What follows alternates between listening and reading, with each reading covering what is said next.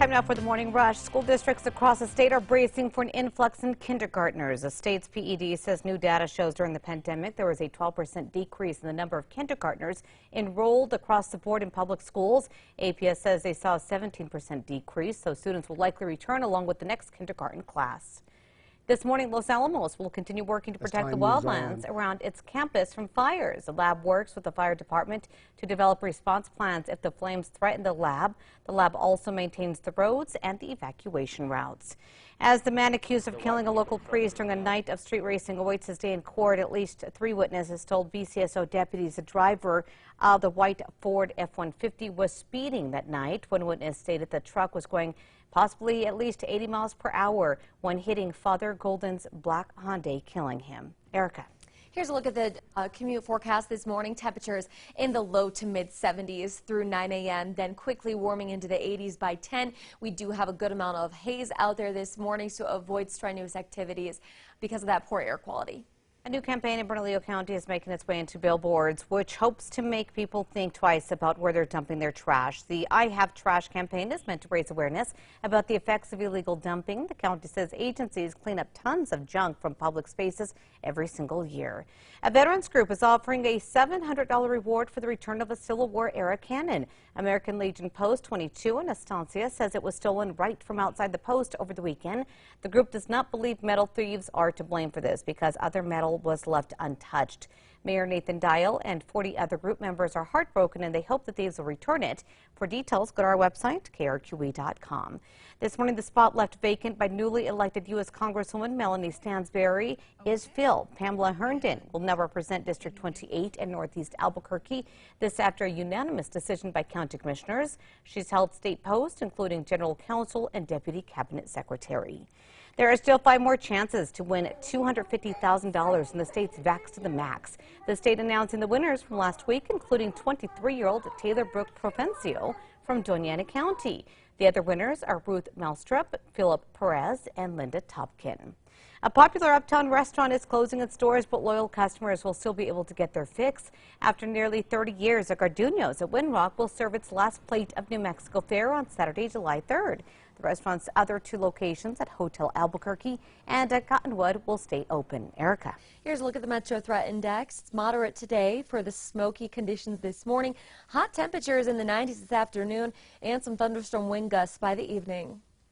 State transportation officials say there's nothing wrong with the stretch of road that some say is dangerous for motorcyclists. This crash that left a 26-year-old man dead this weekend is the 3rd one just this month. The DOT tells News 13 they inspected the road and determined there is no residual oil on the roadway due to a fog seal treatment recently. President Joe Biden is vowing to continue fighting after Senate Democrats suffer a major blow in passing a sweeping voting reform bill. The bill, known as the For the People Act, failed on a 50-50 vote. It needed 60 votes to move forward with debate. The bill would have expanded automatic voter registration and early voting and partisan gerrymandering and make Election Day a national holiday.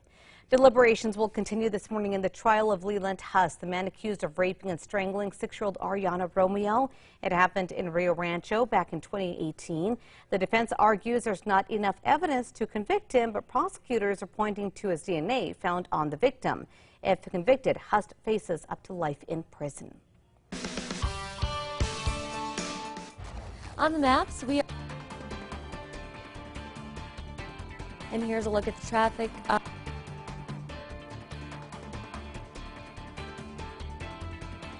The National Nuclear Security Administration is hiring today during a virtual job fair. The event is being held from 8 o'clock this morning until 2 p.m. There are positions for Los Alamos National Laboratory and SANDIA National Labs. To find a link to attend the event, just go to our website, always on KRQE.com. Welcome back. On this day in 2008, the Big Springs fire started. It ended up burning 5,478 acres of the Manzano Mountains. Of course, that doesn't seem huge, but in the Manzano Mountains, where we have a high population of people, it ended up destroying 6 homes and 10 outbuildings in the Apache Canyon area. Time now for the 5 facts. At number 5, there are still 5 more chances to win $250,000 in the state's Vax to the Max. This morning, 4 New Mexicans are waking up a whole lot richer. The state announcing the winners from last week, including 23-year-old Taylor Brooke Provencio from Doña Ana County.